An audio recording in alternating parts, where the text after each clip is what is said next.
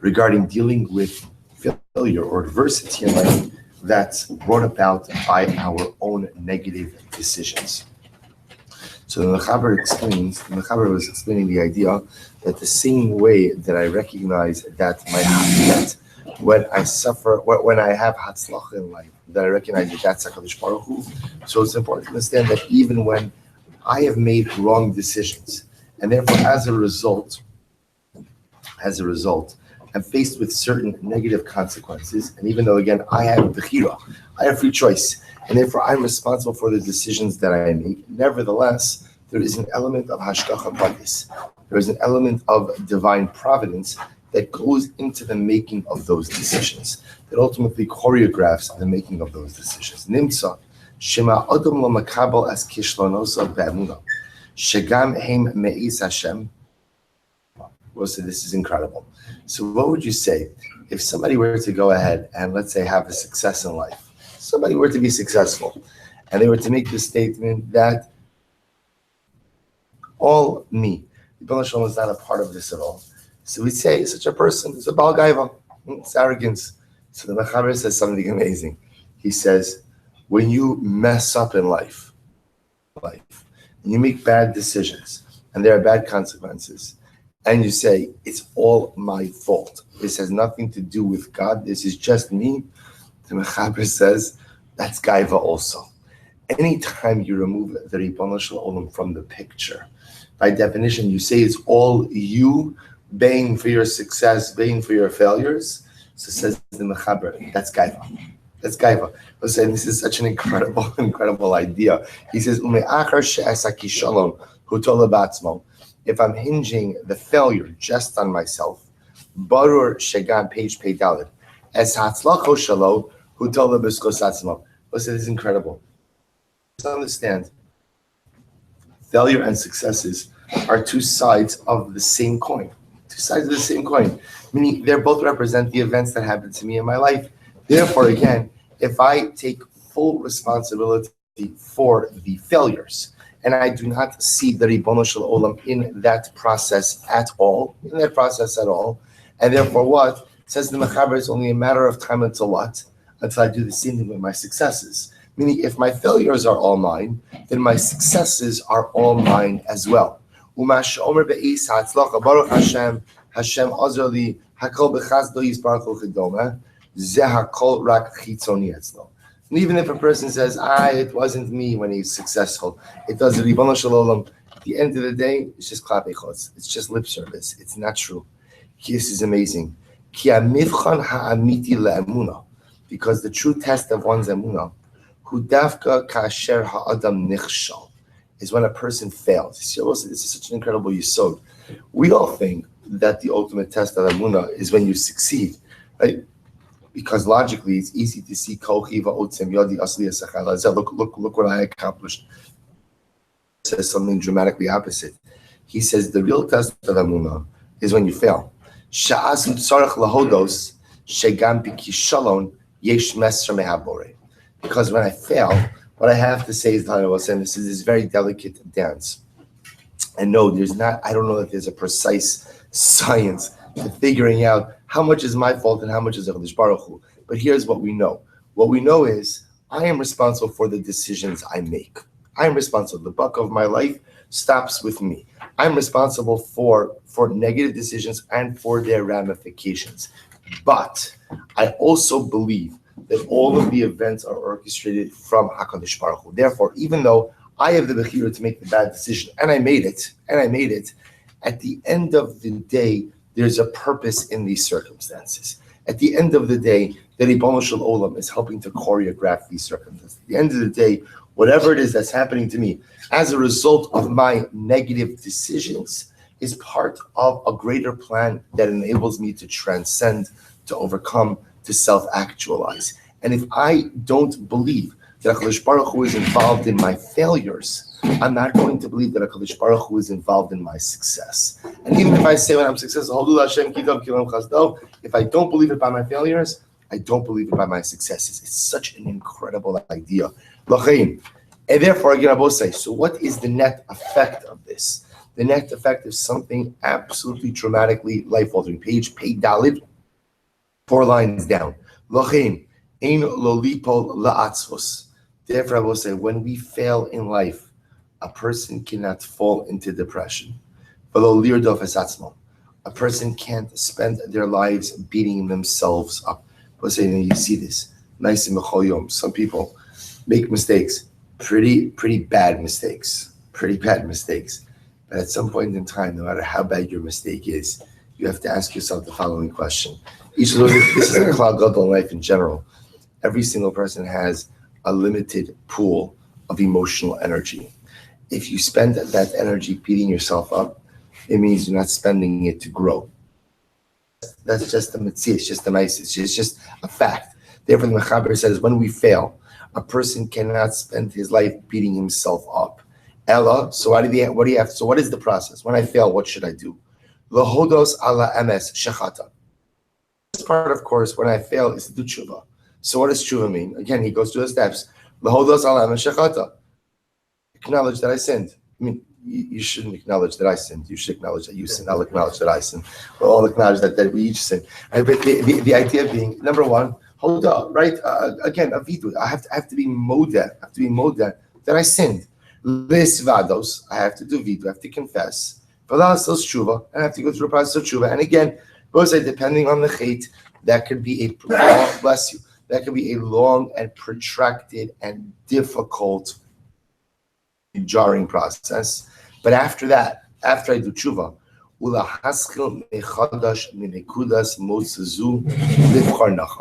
then I will say, then comes the opportunity to start again. To say that is the next step. Is this bechira on a religious level or bechira on a worldly level?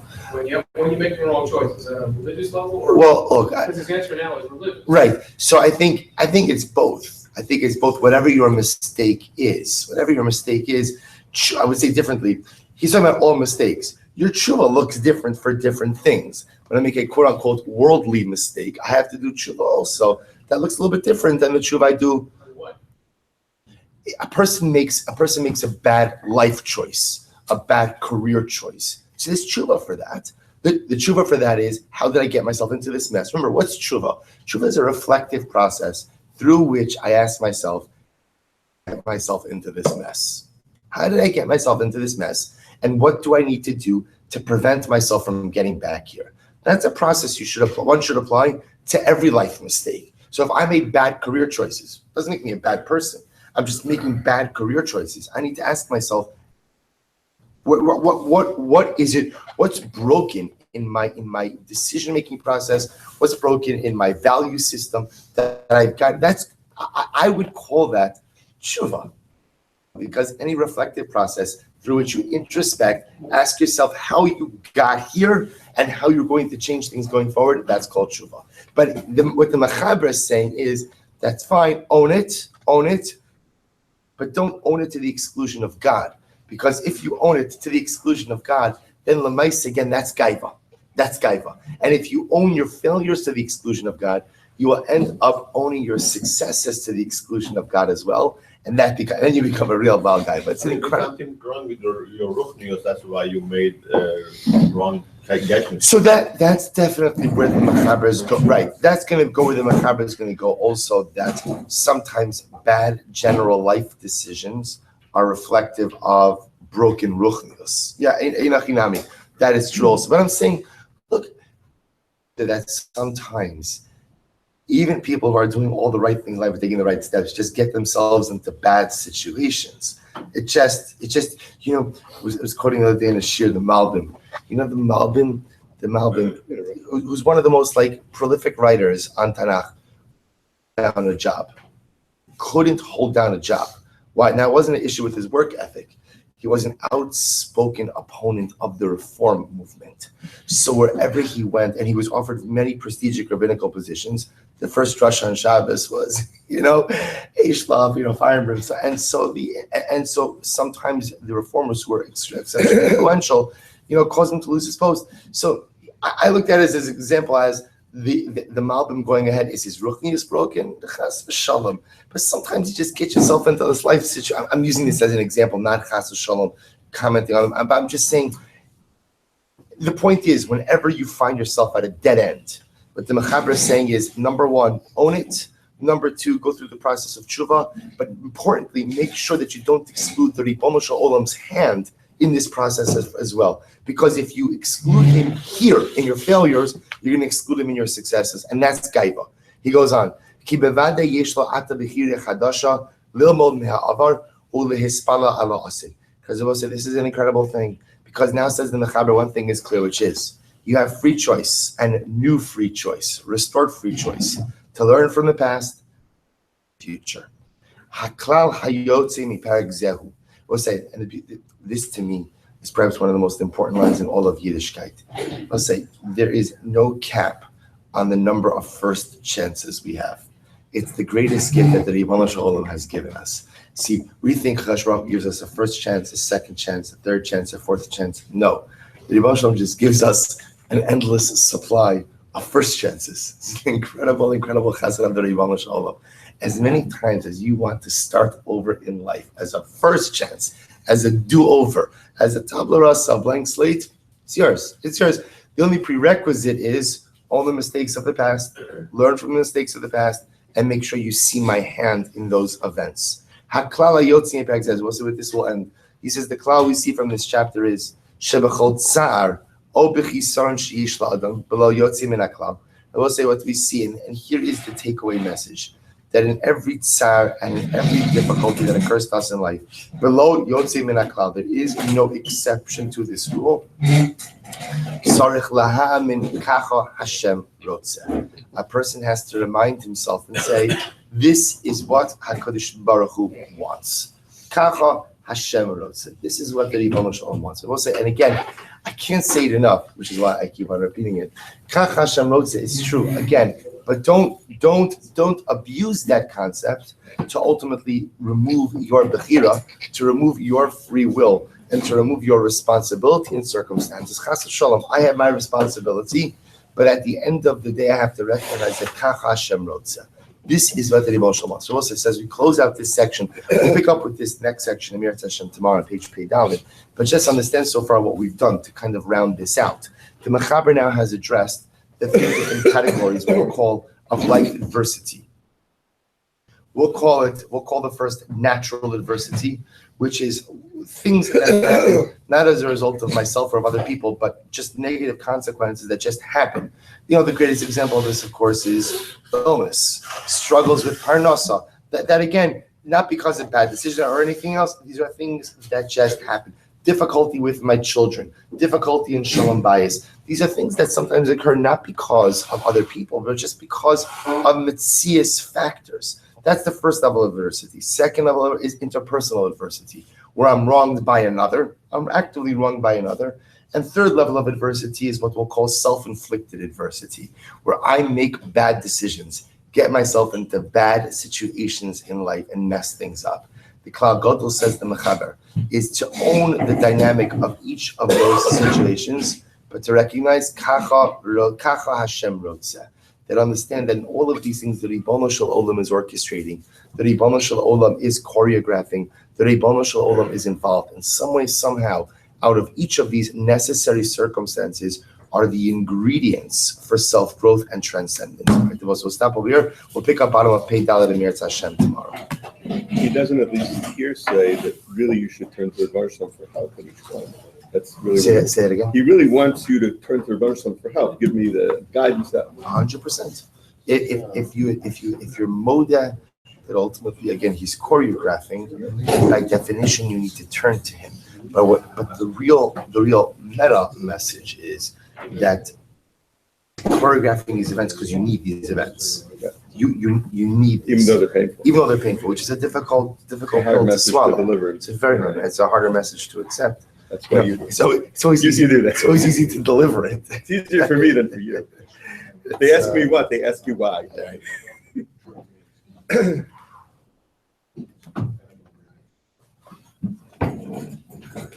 If they ask me why, I send them to you. Yeah, thank you.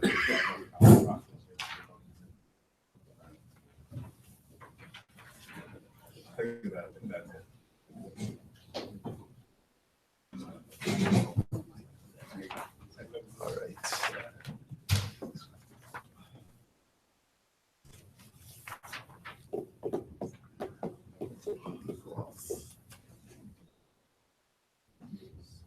Okay. All right, so we'll say good morning. Let's begin. So we left off, today's daf is Kuf Lamed Zayin.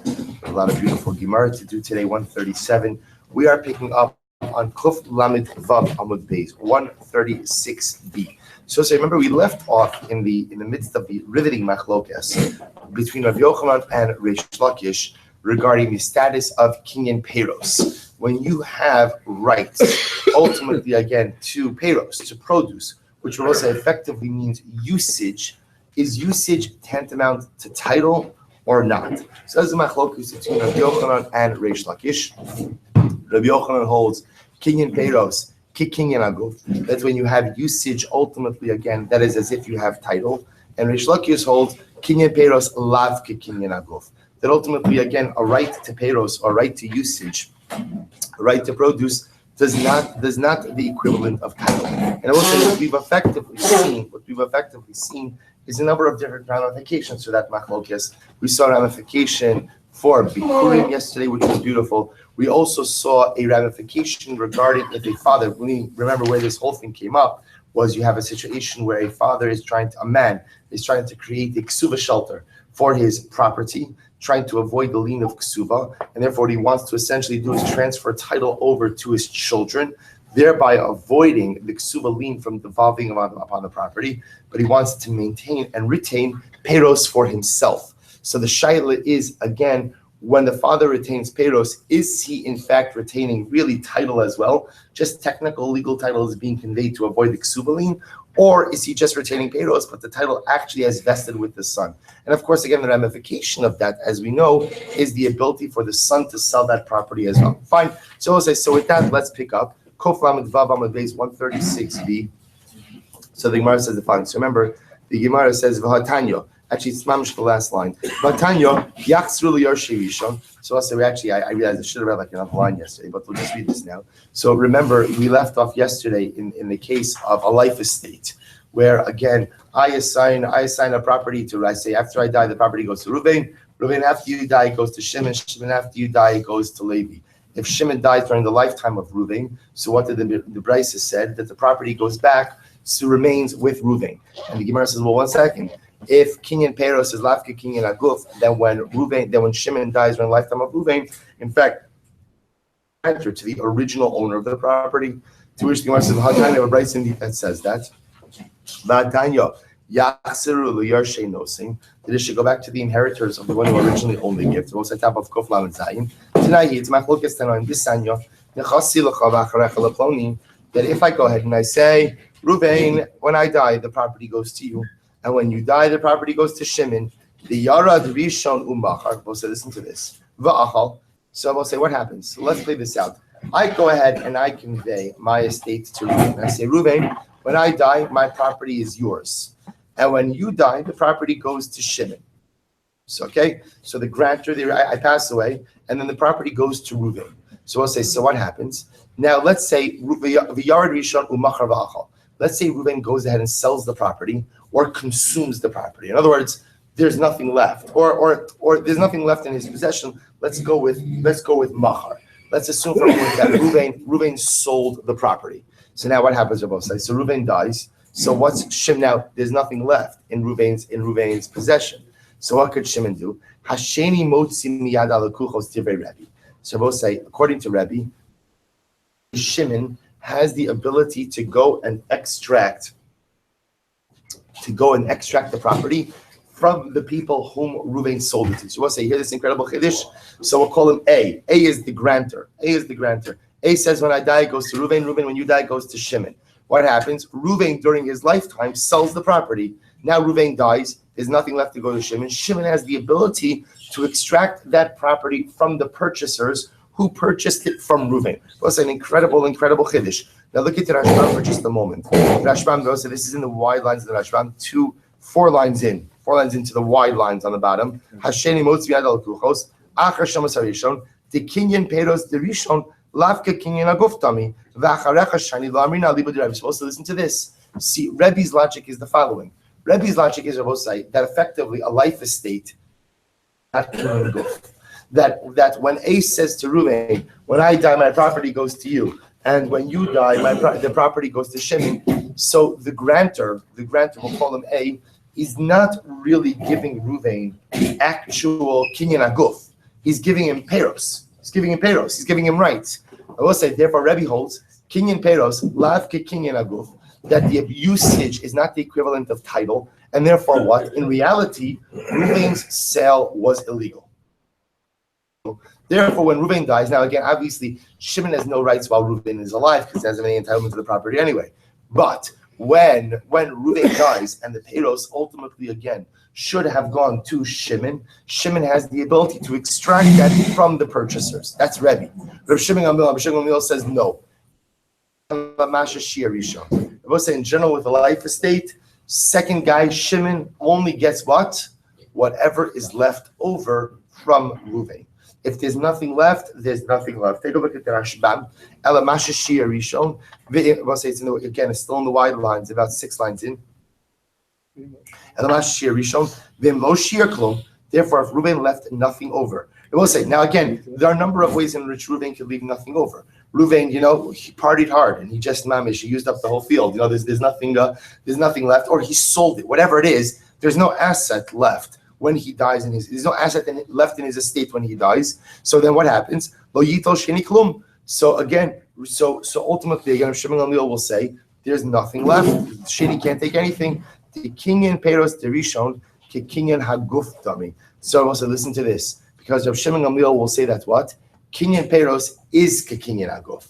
That ultimately again, when the grantor gave over the property to then give to Shimon after his death, then what? He was granting full ownership over the property. Well, if Reuven has full ownership over the property, then guess what? He can do whatever he wants.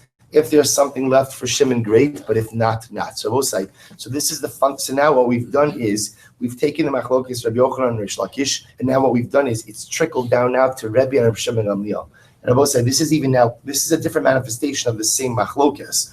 You have Rebbe saying that in the case of a life estate, what happens if the recipient, we'll call him Reuven, sold off the property? What are Shimon's rights? So Rebbe says Shimon could go and extract it from the purchasers. Why? Because all Reuven had was a kinyan peros. Kinyan peros is lav kinyan aguf. He had no right to sell the property. Rav Shimon Gamliel says no. When A granted the property to Reuven, he gave him a title. The fact that Reuven has title means he could do whatever he pleases. Therefore, if he depletes or if he sells off the property, that is his prerogative. And Shimon, if he's left with nothing, has absolutely no recourse. Or mini. So raises the kasha. The chasilacha, va'acharecha leploni. So we'll say, so again, same case. We'll call him A, grantor, right? A goes in and says, Reuven, when I die, my property belongs to you. And after it goes to you, I want it to go to Shimon. What's that lacha? Yored rishon umocher va'ochel divrei Rebbe. So we'll say, so what does Rebbe say? And we'll say, you're going to say, this is an exact contradiction to what we just said before. So the Rebbe says that the first individual, i.e. Reuven, has the ability to go ahead and sell the field or consume the others, do whatever he wants with the field. Rav Shimon Gamliel says, "In l'rishon ela achilas peros bilvan." Rav Shimon Gamliel, on the other hand, says that what? That no, the rishon only has achilas peros. Only has achilas peros. As I said, all he has ultimately again is the right to go ahead and use the field, but he does not have the right to go ahead and sell the field. So says the Gemara, I understand.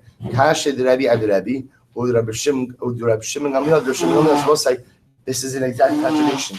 In the first brisa, we said that Rebbe was the one who said that the first one doesn't have the right to sell, and therefore the second one could go ahead and extract from the purchasers. And Rabbi Shimon Gamliel said, no, the first one owns the property, and therefore what? He can do whatever he pleases. In the second brisa, I will say, the shitos are exactly the opposite. So what's going on over here? To which the Gemara says, Lo kasha, ha legufa, ha lepera. I'm sorry. The Rebbe ad Rebbe lo kasha. So we'll say, so just the Gemara. He's not contradicting himself. Why? Ha legufa, ha lepera. We'll say, what is this? Take a look at the Rashbam. Ha legufa. It's about 10 lines in the Rashbam, the wide lines. Halagufa, Hakamaisa, Dekama Rebbe, Hasheni Motzi. So we'll say in the first Brisa, where Rebbe said that if Reuven sells off property, Shimon could go ahead and extract it from the purchasers. That's a case of Hanimili Heichad the Machar Haguf. That's when Reuven sold the actual title to the property.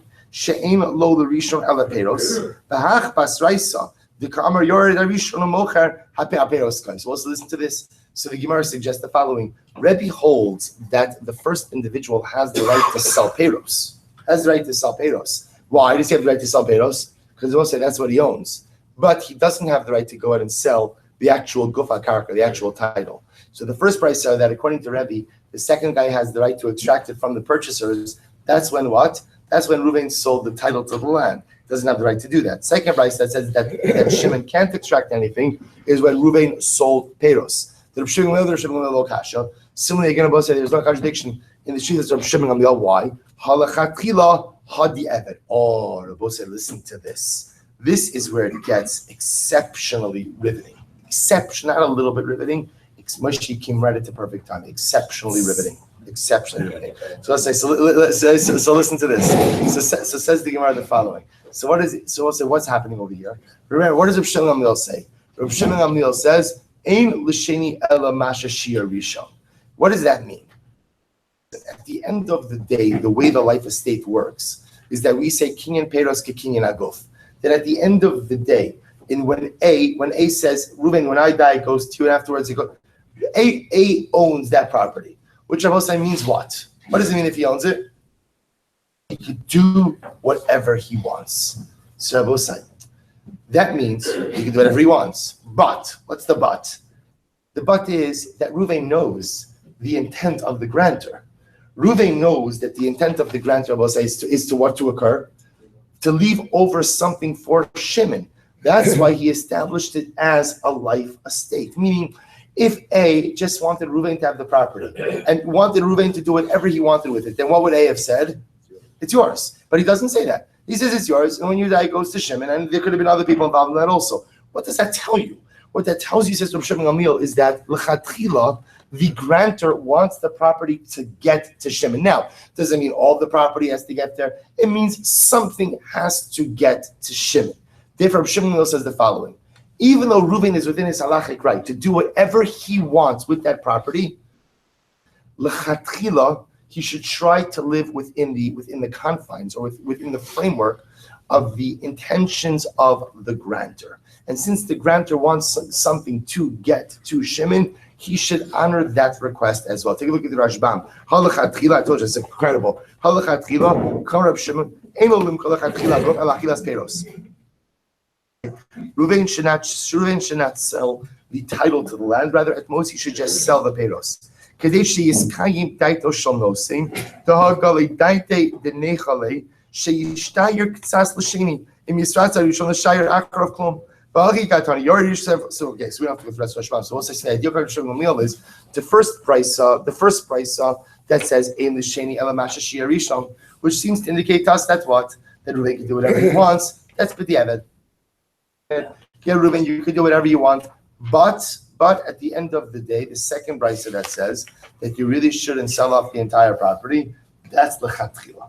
So we'll say, so something amazing comes out over here, which is that even according to Rav Shimon Gamliel, who says that the property is yours, kinyan peros ke kinyan aguf, and therefore ultimately, again, Reuven owns the entire estate. Nevertheless, again, Reuven should not sell off the entire estate. At least the chatchila, he should make sure something is left for Shimon. Incredible. So the Gemara says, Amar Abaye. So Abaye says, so the Gemara infused a little bit of Musar over here. Ezu Rasha Arum. Now Rasha Arum literally means like a naked Rasha. What does that mean? A cunning Rasha.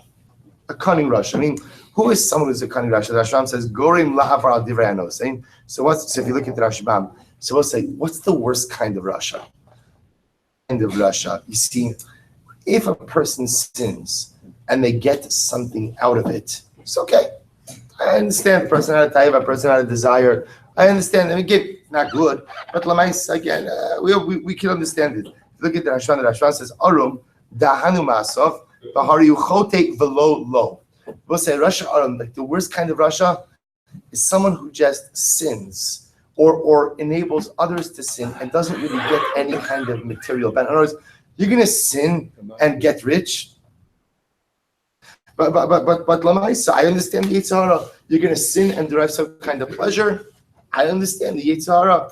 But to sin and not to get anything from it, I will say, that's just like, well, I'm sorry, the Bittelsman, right? The Bittelsman. You might as well like learn or something. You know what I mean? What are you even getting out of that? You know, because of the Rasha Aram. So the Rashbam says, "Da'hanu ma'asav ari uchoti v'lo lo." So we'll say, see the idea of, so let's go back in the Gemara. So what is the Rasha Aram? Let's say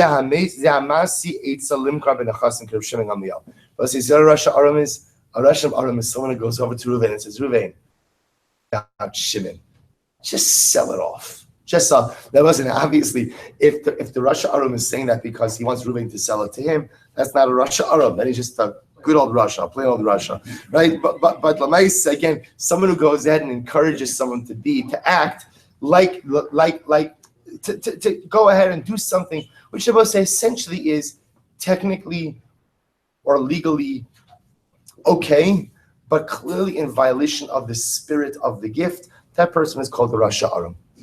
So the Gemara says the following. It's incredible you sowed. So the Gemara says the following. So fine. Amar Rabbi Yochanan. Halach Rabbi Shimon Gamliel. So Rabbi Yochanan says the halacha is Rabbi Shimon Gamliel. So we'll say. So what does that mean? Therefore, the halacha is Rabbi Shimon Gamliel that lechatchila, technically, kinyan peres kinyan aguf. Let me say it differently. What it means is kinyan peres kinyan aguf. That when you own usage, that's the equivalent to having title, right? But so therefore, again, when you acquire a life estate, technically you could do whatever you want with it. But if it was the intent of the grantor that it should pass from you to the next individual, you should make sure to leave something over for the next individual. But b'diavad, if you used up the entire estate, no one could have any claims against you.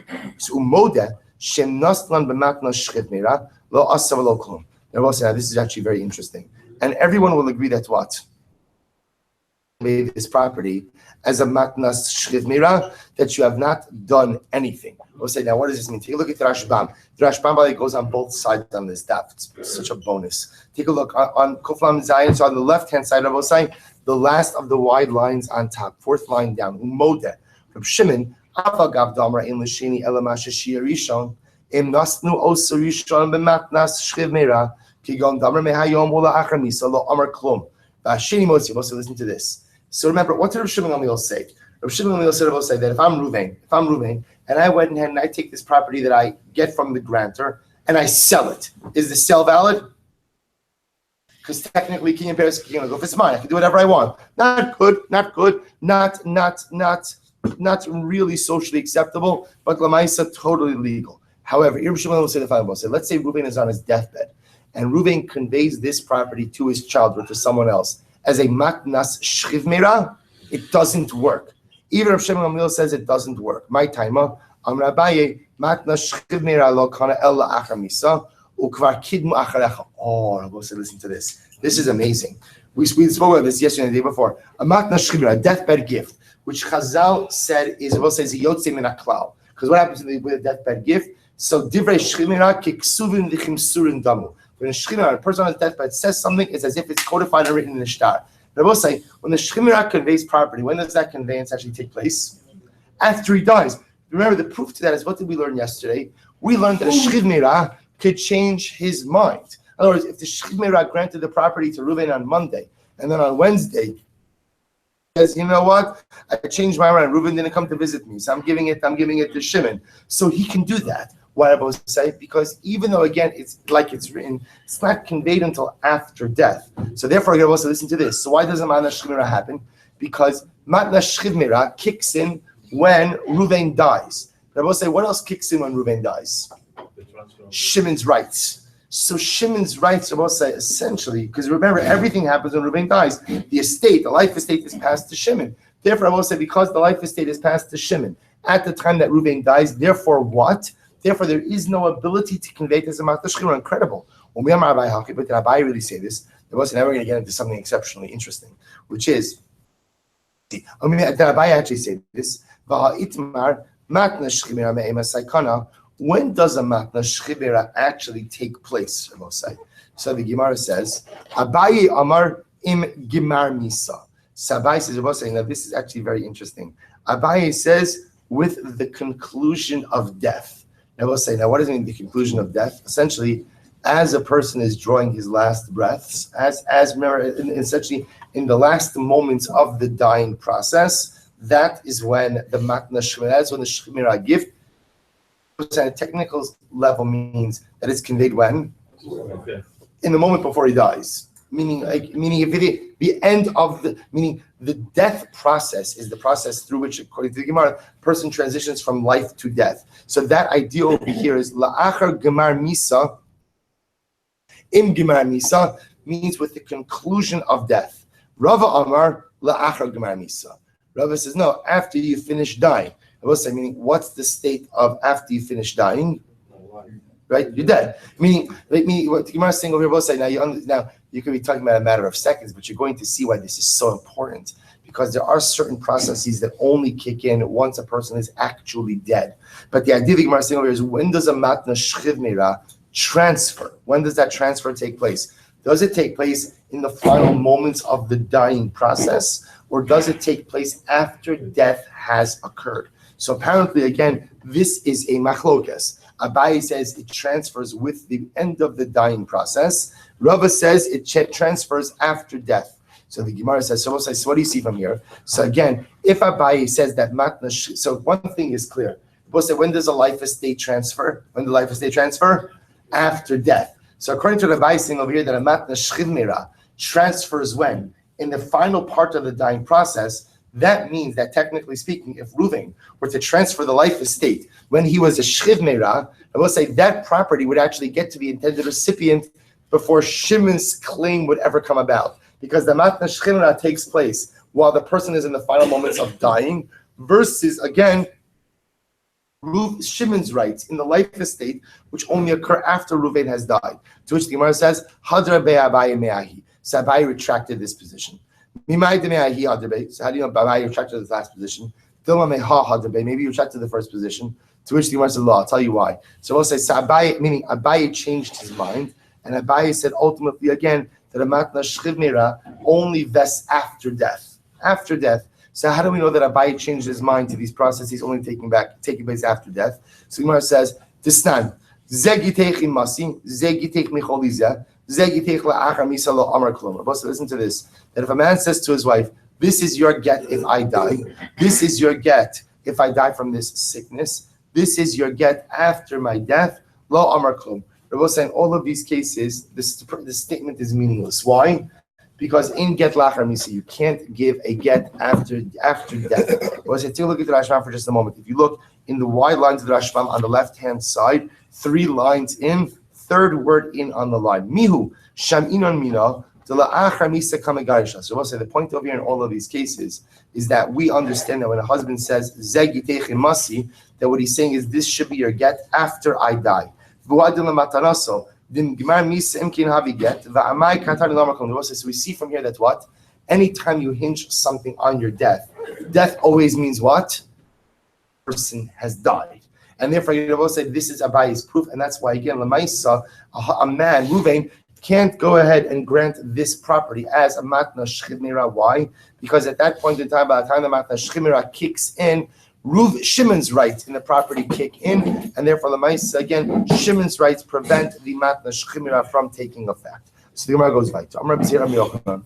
Halacha k'Rav Shimon Gamliel. We'll say no. Rabbi Zir said Rabbi Yochanan. The halacha was Rav Shimon Gamliel. Again, both remember.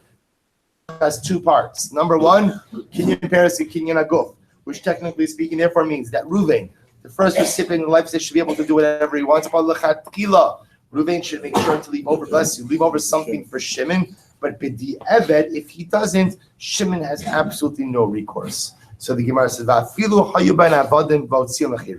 and this is true. Even if what had, let's say, the estate that Reuven inherited from the grantor.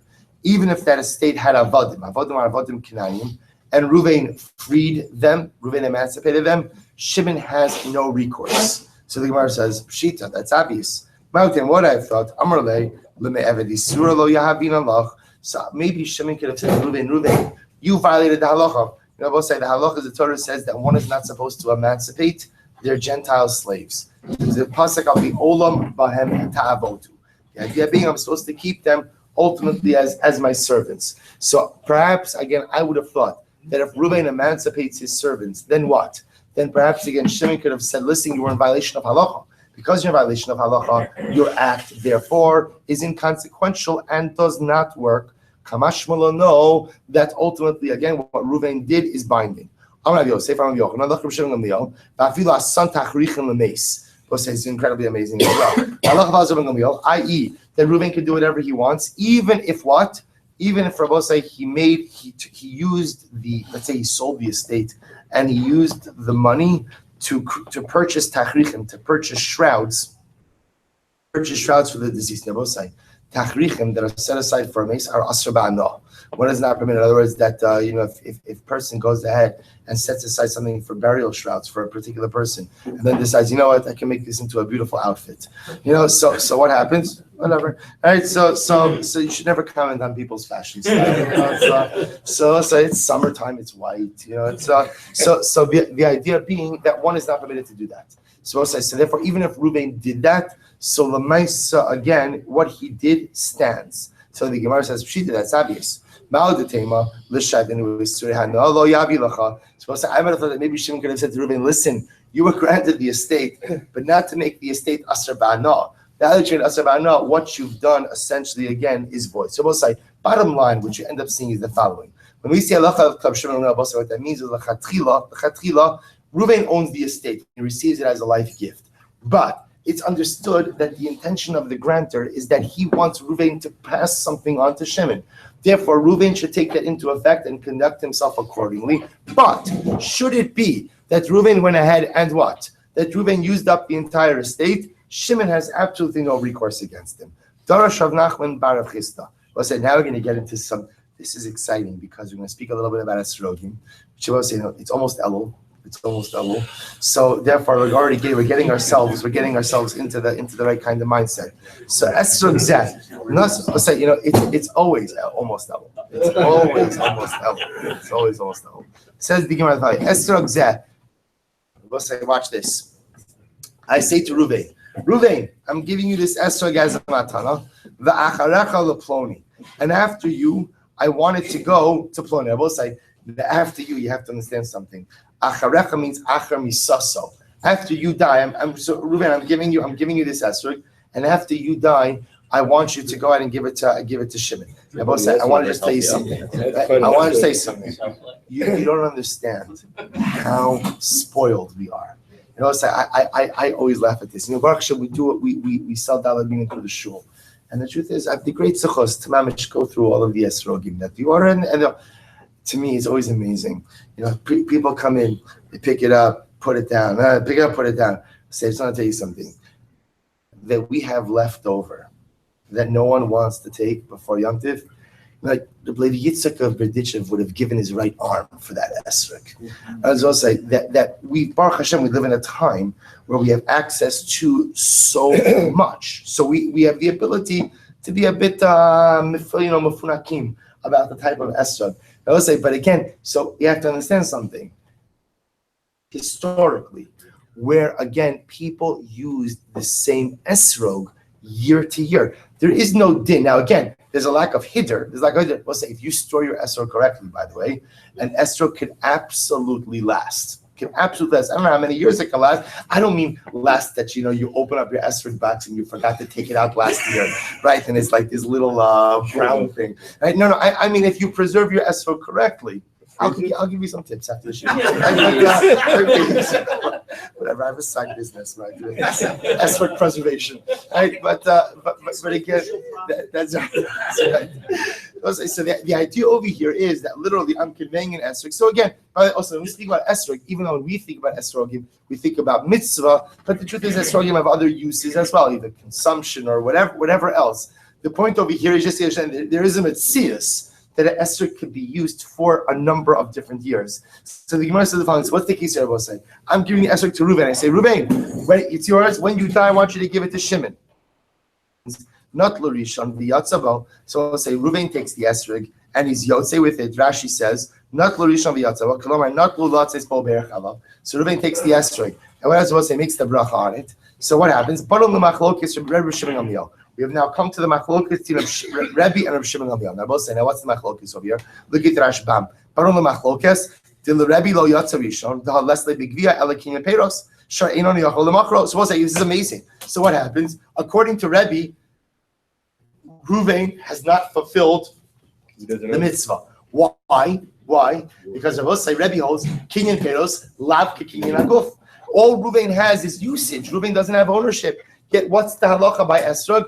Ulakachtem lachem. It has to be yours. So according to Rebbe, Ruvain has not discharged the mitzvah. According to Rav Shimon Gamliel, who says kinyan peiros kinyan aguf, so Ruvain has absolutely discharged the mitzvah. Incredible. Maskif lo Rav Nachman bar Yitzchak ad kan lo pligi Rav Shimon Gamliel hasam ela demar siver saver kinyan peiros kinyan aguf.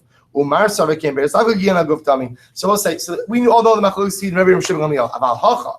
But we'll say our case over here on the days. I mefek lo nafak be lemaya v'nehele.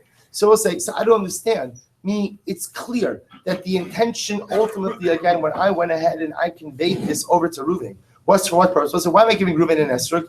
Now, there could be a variety of reasons, but we're assuming what's the primary reason? To use it for the mitzvah. So to give it to him in a way where he's not yotzei the mitzvah doesn't make any sense. Meaning clearly the expressed intent of the conveyance is to be yotzei. So to give him the gift and tell him that he's not yotzei doesn't make sense. Rather, everyone agrees that Lamaisa Rabose in this case, ownership to satisfy the Lachem criteria. There's enough ownership to say that Reuven and Shimon both own it, and therefore, again, at successive times, and they can both be Yotze. So I'll say, so what's the issue over here? Lo pliki dinafik bay. So the Gemara says, Makra achla barun lemachlokes Rebbe Reb Shimon Gamliel. So we'll say, what's the issue? The issue is if Reuven goes ahead and consumes it, or Reuven sells it, that's the machlokes Rebbe Shimon Gamliel. So we'll say again, Rebbe will say that Reuven's consumption or selling of it was illegal because Reuven only had kinyan peiros, the kinyan peiros left kinyan aguf. Rav Shimon Gamliel says no, Reuven owns it, and therefore even though the chatchila Reuven should leave over something for Shimon, if he went ahead and he sold it and he consumed it, that's absolutely within his right. So we'll say the Gemara goes after. Now that we opened up the esrog door, we're Rosh Rubo into esrog now. So we'll say, so says the Gemara. We'll say, the Bnei Yisrael says, he says that the beauty of Torah is that you could experience anything and everything just by learning. In other words, let's say a person has an acute yearning for sukkahs. I wish it was sukkahs. So what do you need to do if you want to live sukkahs? You open up a Maseches Sukkah, or for that matter, or Bava Basra, Daf Kuf Lamed Zayin. And I will say, what happens when you learn about esrog? So the neshama experience is sukkahs. So mamish now we have the great sukkahs. The great sukkahs to mamish spend a little bit of time in the sukkah.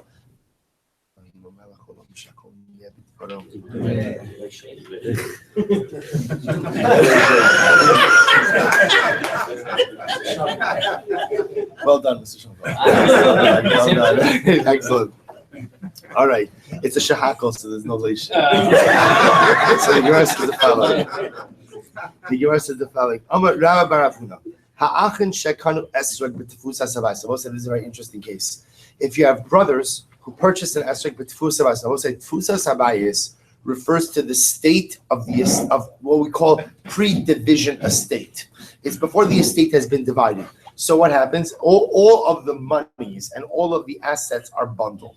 So let's say brothers went ahead and they purchased with the state money pre-division. So what happens? So I'll say, so what happens? When one of the brothers takes the esrog, ultimately, again, he's yotzei.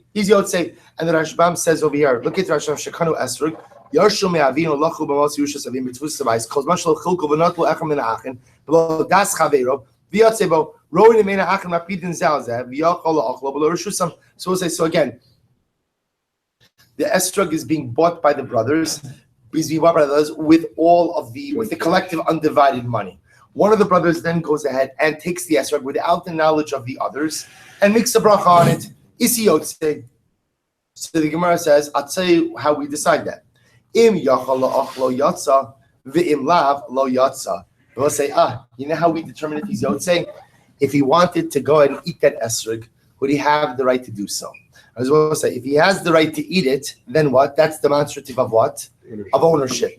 If he has ownership, then he's just supposed to remember again, esrog is unique in that it's not just enough to have the esrog, you have to own the esrog. So if the one brother has the ability to go ahead and pick up the esrog and eat it, that's demonstrative of ownership, which then means he was yotzei. The dafka diika esrog l'chol echad v'chad. And Abba is also assuming that there's enough esrogim for all of the brothers. Aval parish or rimon lo. Rabbi say if there's only one esrog and a bunch of other fruits, so everybody needs that one esrog, then what Rabbi say? Then ultimately, parish is literally a quince. Pomegranate. So also the idea being, if there's not enough esrogim for all of the estate, then one brother cannot use it without the express intention of the other brothers, because he does not have ownership. So the Gemara says the following: Amar Rava, esrog zeh nasan l'chav matana. So let's listen to this case, and this is very lemaisa, right? I say to Ruvain, I'm giving you my esrog on the condition that you give it back to me. We'll say what we call a matana amanas lahachzir, a gift with the condition to return it. So we'll say, so the shaila is, now I give it to Ruvain. Can Ruvain be yotzei with that esrog? So what's the halacha? Not la biyatzabo. So we'll say if Ruvain took it, made a bracha on it, hechziro yatsa, then what? Then he's yotzei. Lo echziro lo yatsa. Ultimately, again, if he does not give it back to me, then he's not yotzei. So as we'll say, so here's what's amazing, by the way, about this case, is that it turns out that when is Ruvain yotzei the mitzvah of daled minim? Right? Only when he gives it back. So when he gives back the esrog to me, then ultimately l'mafreya, that shows that his act of natila was the correct one. But if he never gives it back to me, then l'maisi is not yotzei. So excuse me, kamash malon the matana amanas lahachzir shma matana. Okay, so what do I learn from here? I learned from here that a matana given on the condition ultimately again to return it is called the matana. Fine. So I'll say, so again, this is right. That a gift given on the condition ultimately again to give it back is called a valid matana. So the Gemara tells us a story. Hahi isisa. I will say, by the way, you know that is halacha l'maisa. That is halacha l'maisa. That again, if somebody doesn't have a lulav and esrog, you don't have to give it this way. In other words, you can also just give it as a matana. The difference is if you give it as a matana, you're reliant on what? The fact that the person is going to give it back to you. So assuming the other person is going to truly convey it back to you, that's fine. But l'maisa, again, if you want to make it, if you want to create a halachic fail-safe, you give him I'm giving this esrog on the condition that you give it back to me, which means that Reuven the borrower is only yotzei if he gives it back to me. Fine. I'm sorry. You have to make it explicit. Correct. I'm sorry. Otherwise, it would never give me. Correct, and therefore he's not yotzei. Listen to this. There was a woman who owned a palm tree on the property of Rav Bibi Bar Abayis. So she owned the tree, even though it was situated in Rav Bibi Bar Abayis. So what happens? So